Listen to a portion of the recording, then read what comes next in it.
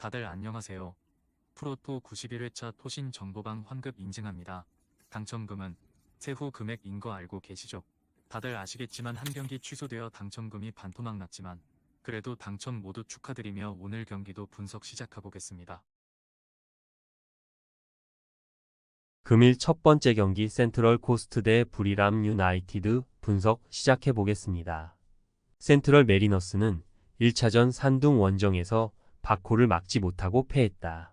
선제골 허용 이후 도카의 동점골이 나왔고 맥카몬트가 버틴 중원이 경기의 주도권을 내주지 않았는데 바코의 개인기를 앞세운 침투를 저지하지 못했다.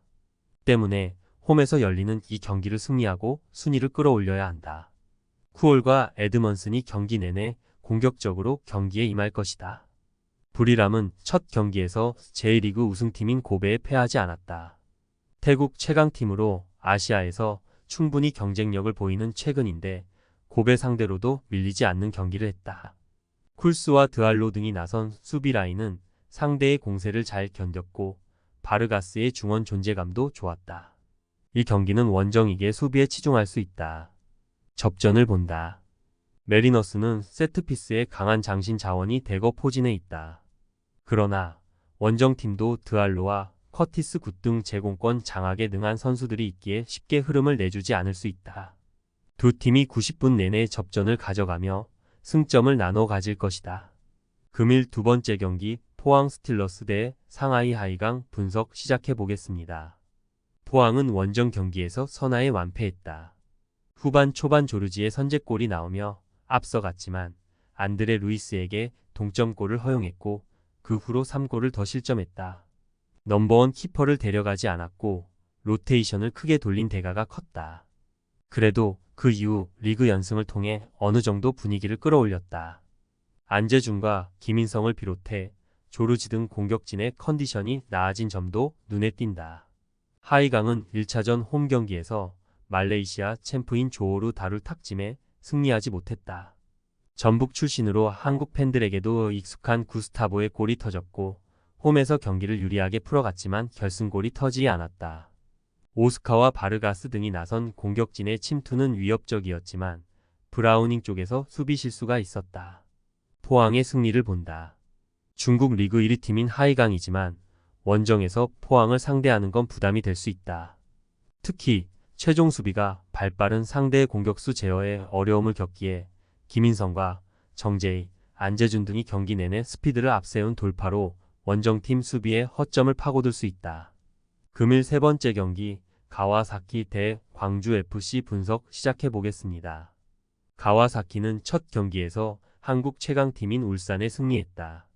원정에서 K리그 1위 팀을 만나기에 고전이 예상됐지만 마르시뉴의 한 방이 후반 터졌고 남은 시간을 잘 버텼다. 지난 주말 경기에서는 상승세의 니가타 상대로 5골을 몰아치며 승리하는 등 최근 페이스가 좋다. 에리스는 최전방에서 상대 수비와 거친 몸싸움을 하며 역할을 했고 야마다와 마르시뉴가 상대 수비를 무너뜨렸다. 광주는 처음으로 나선 아켐 경기에서 충격적인 결과를 냈다.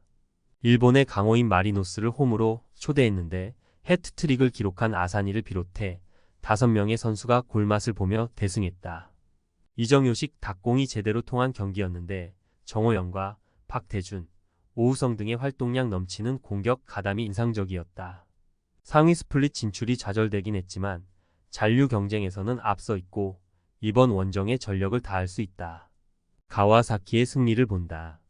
정호영과 박태준이 나설 것으로 보이는 광주의 중원이 경쟁력을 갖춘 건 사실이다. 그러나 가와하라와 야마다 등 볼키핑은 물론 공격 전개를 잘하는 가와사키 중원이 밀릴 이유가 없다. 에리슨의 피지컬을 앞세운 침투 외에도 와키자카와 마르시뉴가 측면 공략에 나설 홈팀이 승리할 것이다. 금일 네 번째 경기 조호르 대 상하이 선화 분석 시작해 보겠습니다. 조호르는 첫 경기에서 중국 리그 1위인 하이강과 무승부를 기록했다. 원정에서 나선 경기였기에 고전이 예상됐지만 말레이시아 축구의 희망으로 평가받는 하나피가 풀타임을 소화하며 멀티골을 터뜨렸다. 후안 무니스와 오브레곤 등 같이 나선 공격수들의 움직임도 좋았고 다크호스로 평가받을 만하다. 상하이 선화는 홈 경기에서 포항을 완파했다. 선제골을 허용한 경기였지만 브라질 출신 공격수인 안드레 루이스의 동점골이 나왔고 교체로 들어온 앙골라 공격수 말렐레가 멀티골로 역전을 이끌었다. 코로나 이후 중국 축구가 아챔에 신경을 쓰지 않았고 선수 수급에 어려움을 겪으며 추락했다는 평가였는데 K리그 강팀 상대로 성과를 냈다. 중국 리그에서는 지역 라이벌인 하이강의 승점 2점 뒤진 2위다. 접전을 본다. 조오르는 무릴루와 아리바스 등 윙백들의 공격 가담이 위협적이다. 홈에서 나설 경기에서 선화 상대로도 충분히 좋은 기회를 만들 수 있다. 그러나 피지컬이 빼어난 중앙 수비를 내세울 것이고 중원이 라인을 내릴 선화가 쉽게 리드를 내주지 않을 수 있다. 금일 5번째 경기 아릴랄 대 얄시오르타 분석 시작해 보겠습니다. 아릴랄은 아챔 우승 복귀를 위한 첫 단추를 잘 끼웠다. 알라이안을 원정에서 상대했는데 경기를 지배하며 2골차 완승을 거뒀다. 사우디 리그에서도 시즌 출발이 좋은데 리그 1위를 달리고 있고 챔피언스컵에서도 순항 중이다.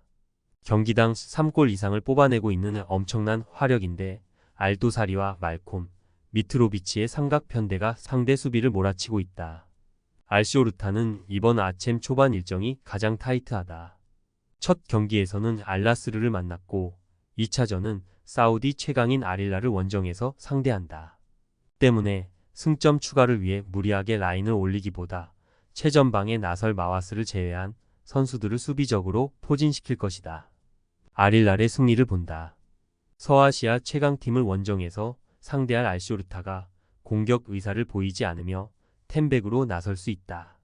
그러나 아릴랄은 텐백으로 나설 상대를 맞아서도 밀린코비치 사비치의 중거리 능력으로 수비를 끌어낼 수 있고 미트로비치가 안정적인 마무리를 할 수 있다. 금일 6번째 경기 알가라파 대 아라인 분석 시작해 보겠습니다. 알가라파는 첫 경기에서 이란 팀인 에스테그랄에 완패했다. 90분간 슈팅 시도가 채 5차례도 되지 않을 정도로 고전했고 최악의 성적을 받아들었다. 때문에 홈에서 열리는 이번 경기에 전력을 다해 1차전 부진을 씻으려 할 것이다. 레알 마드리드의 스타 공격수였던 호셀루를 비롯해 코만과 사시 등이 공격적으로 골을 노릴 것이다. 아라인은 지난 시즌 최고의 팀이었는데 이번 아챔 출발은 다소 아쉬웠다. 알사드 상대로 경기를 주도하고도 승점 1점 획득에 그쳤다.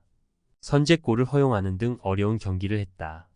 그러나 지난 시즌 아챔 우승을 차지한 팀으로서 후반 경기력이 살아났고 리그에서도 라이벌인 아라스를 완파하며 이 경기를 위한 예열을 마쳤다. 접전을 본다. 아라인은 네이더와 팔라시오스 등 공격 작업을 잘하는 중앙 자원들이 즐비하다. 그러나 라임이 의존도가 높은 최전방의 기복은 분명 있다.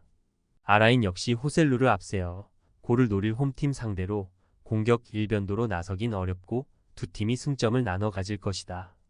토신 최종 조합은 영상 아래 고정 댓글로 말 걸어주시면 토신 정보방에서 무료로 공유해드립니다. 제발 손해보면서 토토하지 말고 다같이 웃으면서 즐겁게 베팅합시다. 함께 하실 분들은 부담 갖지 마시고 편하게 말 걸어주세요.